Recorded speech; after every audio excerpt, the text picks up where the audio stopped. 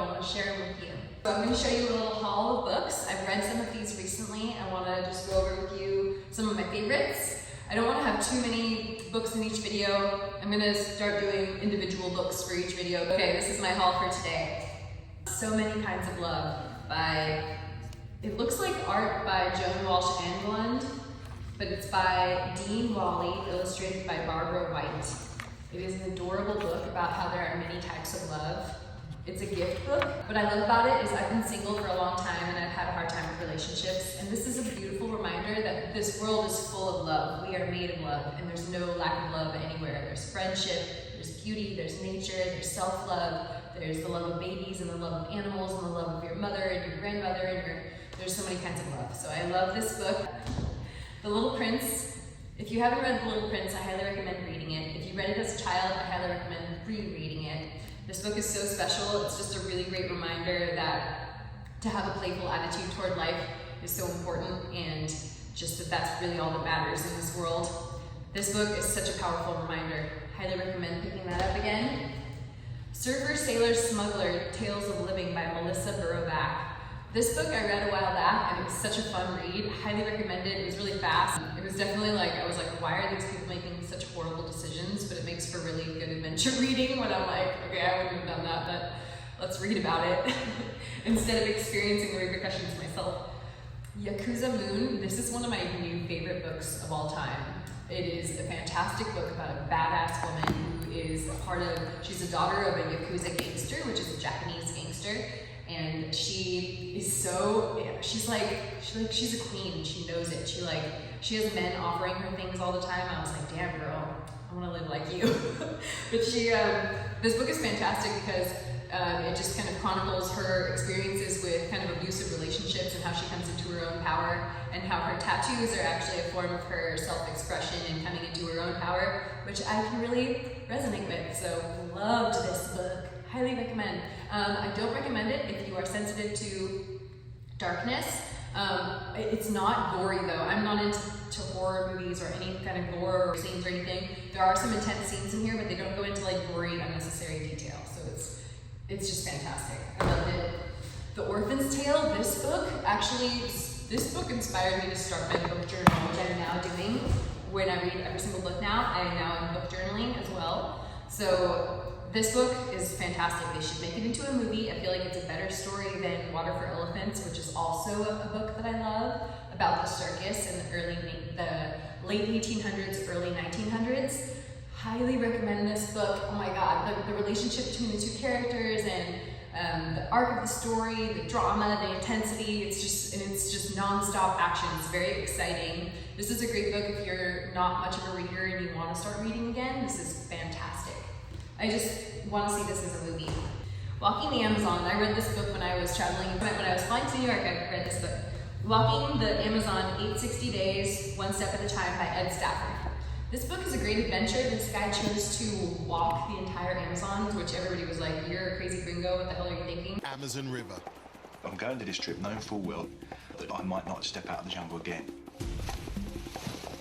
It's over 7,000 kilometers of the toughest terrain on the planet, teeming with deadly wildlife and a battleground for the criminal drug trade. He's going through like really dangerous parts of Colombia and like it takes him like over a year to do this trek and he like loses. He's so determined. What I love about this book is that this man is determined. There's nothing that's going to stop him. Like he loses friends and partners along the way and he's just like, I will finish my journey. And he does because he has that much determination.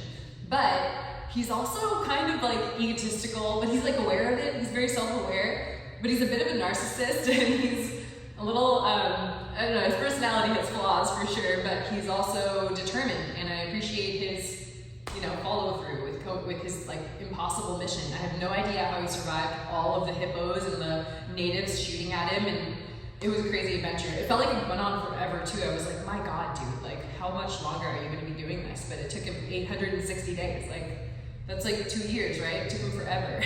So this book did feel after a while like a little repetitive. I was like, when are you gonna end? But I really loved it.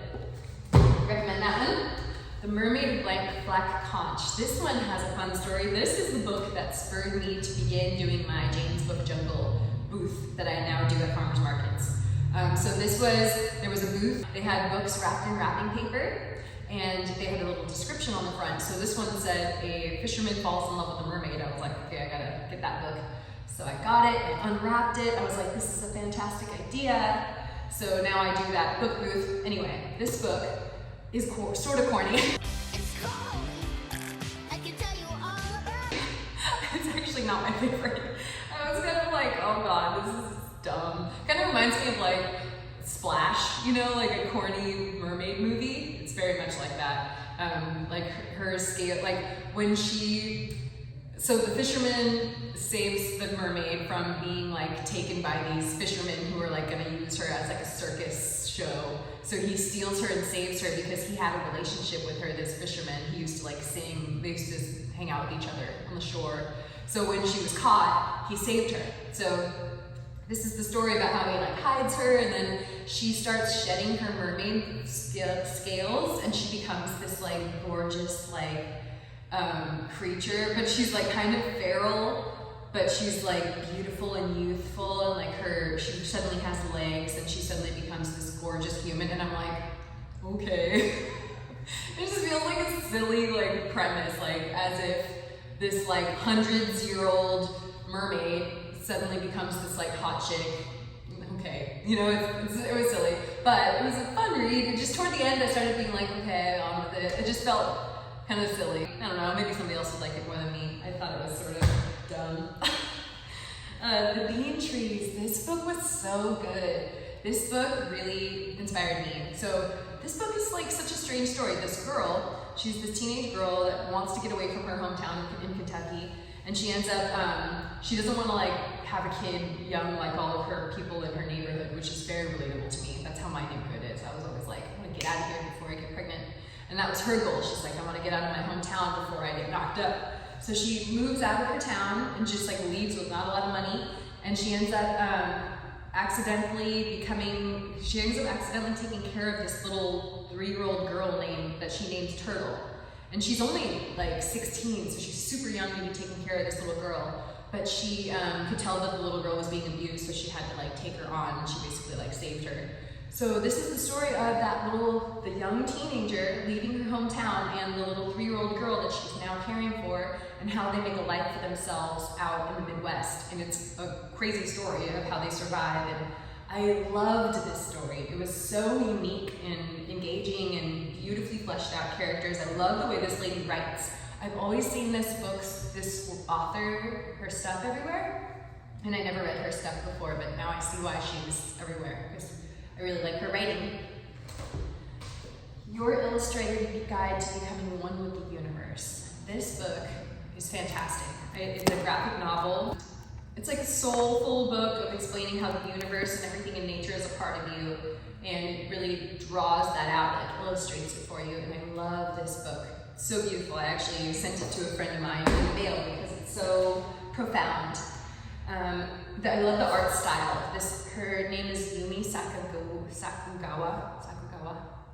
Forgive me for mispronouncing her name, but she has a beautiful art style that I love. It's very, it's really cool. Frog and Toad are friends. So see this photo on the cover, not the photo, it's the illustration on the cover. This is my tattoo on my hands, is the illustration on the cover of this book. So this is my personal copy that I own and love. I have a huge library. I have a storage unit that literally is just my library. I pay every month to be able to have my library. This book is very special to me. It's about a couple. This is a gay couple of frogs, and they're very loving to each other. They're very gentle, peaceful. They have a cute little life in the forest, in the bog, or next to the pond, or wherever they live, and in the meadow, perhaps. And I just love this book. I highly recommend it for everyone in the world. It's so cute.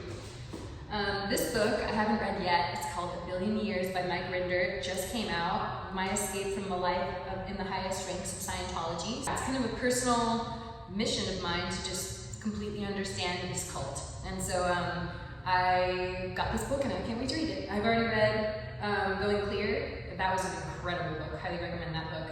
The last book I want to talk to you about is the one I'm most excited about. This is Aloha Rodeo by David Woolman and Julian Smith. 3 Hawaiian Cowboys, the world's greatest rodeo, and a hidden history of the American West. This book is so dope. It's about a rodeo competition happening in Wyoming in 1908 that was put on by Annie Oakley and Buffalo Bill. And they were calling in all the best cowboys all over the US, and these 3 Hawaiian cowboys, these tiny little tan, wiry cowboys show up with Hawaiian flowers in their cowboy hats, and they come and kill it. They just take over and win the whole competition. So this story talks all about, it starts at the beginning of how cows got onto Hawaii in the first place via Captain Cook and Captain Vancouver way back in the late 1800s when they were colonializing the world. So this book is so far incredible. I love the way it's written. It's really short. I just am so excited that I'm reading it for the first time, and I can't wait to finish it. And I lost steam right after that and never finished it because it ended up being so violent, and they were killing all these cows and cowboys were getting hurt, and I was like, I am getting depressed. Thank you so much for taking the time to watch my video and share with my passion about books. I'm so happy and so excited to read books. The ability to read and write is just such a blessing and gift, and I want to share with you guys that perspective that reading is so valuable and that books are so special and wonderful. And I just want to share with you all of them to hopefully entice you to start reading more so that your brains can learn to concentrate against the cell phones that are constantly fighting for our attention, so that we can maintain our concentration to be able to escape this time-space reality, train your brain to concentrate so that you can bust out of this realm into the quantum field of creation. I love you. Have a wonderful day. Happy reading. What are you reading?